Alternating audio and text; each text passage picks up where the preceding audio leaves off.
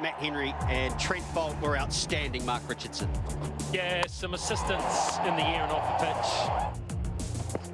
Was really doing the trick. That was a disappointing shot from Shikadawa. He really didn't guts it out.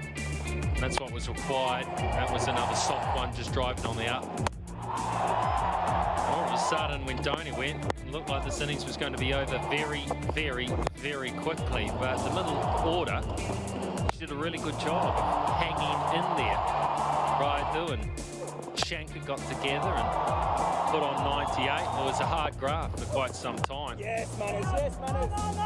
But they just didn't fall over. That was when that partnership was broken. It was all a bit disappointing. But then Jada came out and joined Rayudu, and they put on 74.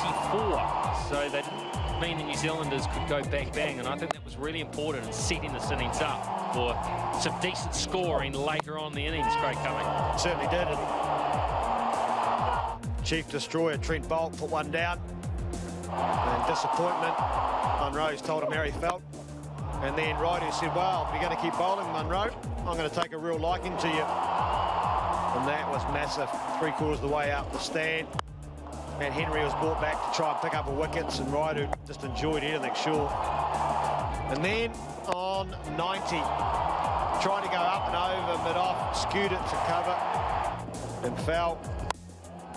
Todd Astle only given one over, and then was asked to come back. Yeah, that got bowled by Henry, who picked up 4 wickets. And then it was Todd Astle bowling to a man that quite likes spin Pandya. He went 6, 6, 6. That was all consecutive deliveries. And the momentum was with it, India, as they hit the death phase. That's just power and brute strength. James Neesham disappointing with the Newlish ball, and at the death he was hit for 14 off the penultimate over before he picked up a wicket at the full toss. Lucky not to go for 20. It was a very good catch. So in the end, India were bowled out. There was a run out that did the end, but they'll be very happy with where they ended up after the trouble they were in early.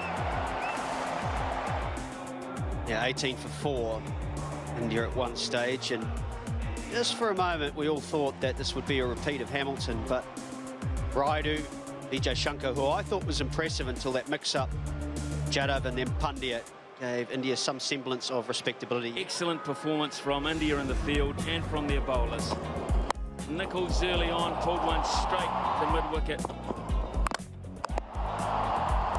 Munro dragged one on. Ross Taylor lasted just a matter of deliveries.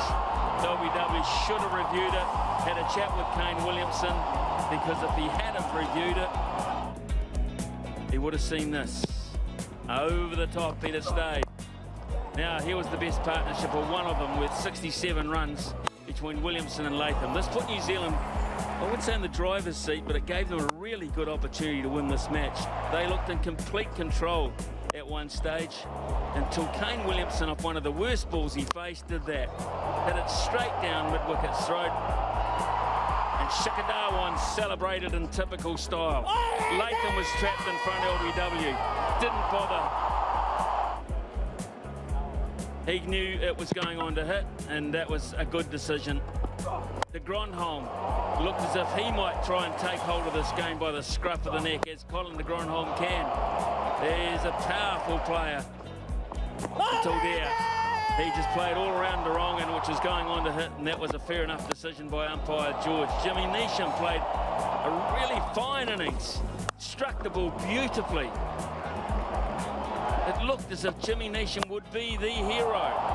4s and 6s until this freakish dismissal here, where he fielded for LBW. He started to go down the wicket. Dhoni turned around and said, he's out.